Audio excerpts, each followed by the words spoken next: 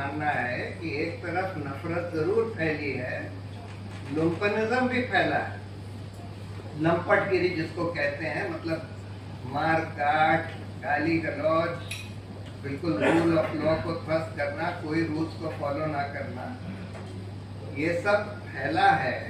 लेकिन साथ में जितने लोगों में ये जहर फैला है, मेरा ये मानना है कि उससे ज्यादा लोगों में ये इसके खिलाफ भी भावना फैली है। लेकिन फिर भी ये सब नफरत और लुम्पनिज्म चल रहा है। नूह में, मणिपुर में, जगह जगह चल रहा है। जगह जगह लिंच मॉब घूम रहे हैं, जगह जगह इस तरह के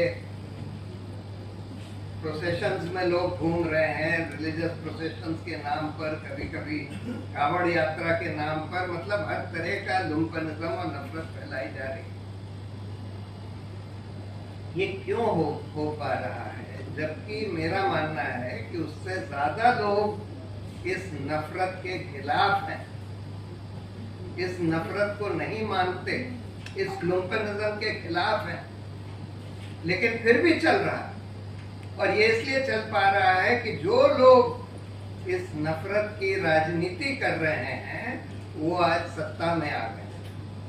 और सिर्फ सत्ता में ही नहीं आए, सत्ता में इस तरह से आ गए हैं कि उन्होंने सारे के सारे जितने डेमोक्रेटिक इंस्टीट्यूशंस बने थे, रेगुलेटरी इंस्टीट्यूशंस बने थे, सबको ध्वस्त कर दिया और सबको अपने हील के नीचे दबा लिया, करीब करीब सब।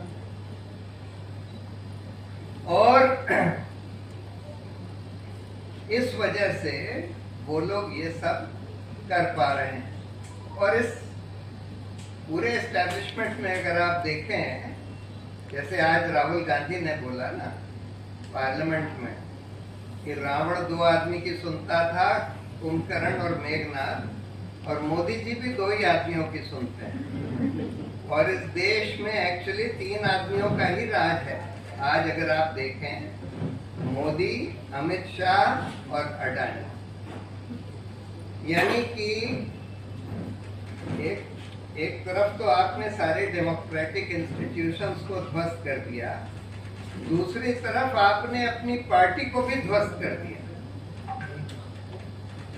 और तीन आदमियों का राज चल रहा है। और इनको लगता है, देखिए, आम तौर पर हर एक आदमी ये बात समझता है, हर एक इंटेलिजेंट आदमी ये बात समझता है कि नफरत फैलाने से, दूसरों से लड़ाई करने से सबका नुकसान होता है, पूरे समाज का नुकसान होता है।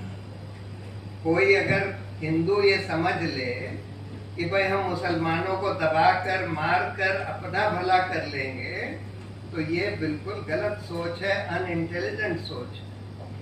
आर्टिफिशियल इंटेलिजेंस की आजकल बात होती है, उसके कॉन्टेक्स्ट में आर्थर सी क्लार्क ने अपनी एक 1962 की किताब है, मतलब 60 साल पुरानी किताब, प्रोफाइल्स ऑफ द फ्यूचर, उसमें एक चैप्टर है आर्टिफिशियल इंटेलिजेंस के ऊपर, जिसमें उसने लिखा है एकदम साफ कि those cheap comic strips and cheaper forms of science fiction which propagate the view that artificial intelligence will be malevolent and hostile to humans are just promoting or projecting their own aggressive instincts which have been inherited from the world of jungle into a world where such things do not exist.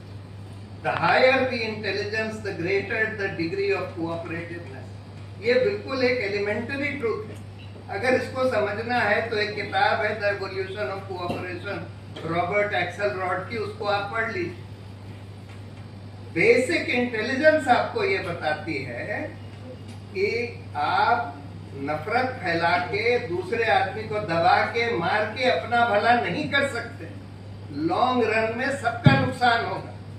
लेकिन unfortunately हमारा जो political system है, political structure है, जिसमें first pass the post, जो हमारी electoral democracy है, उसमें कुछ लोगों का शॉर्ट टर्म फायदा जरूर हो जाता है और उनको लगता है कि नफरत फैला के, लड़ाई करवा के हम सत्ता में काबिज रह सकते हैं, हम सत्ता में आ सकते हैं और काबिज रह सकते हैं। और इसलिए ये सोच सिर्फ उन लोगों की होती है, सिर्फ उन लोगों को एक शॉर्ट टर्म राजनीतिक फायदा मिलता है जो लोग सत्ता के गेम में, लेकिन समाज में किसी का फायदा नहीं होता, इससे सबका नुकसान होता है। देखिए इंडिया प्राइम न्यूज।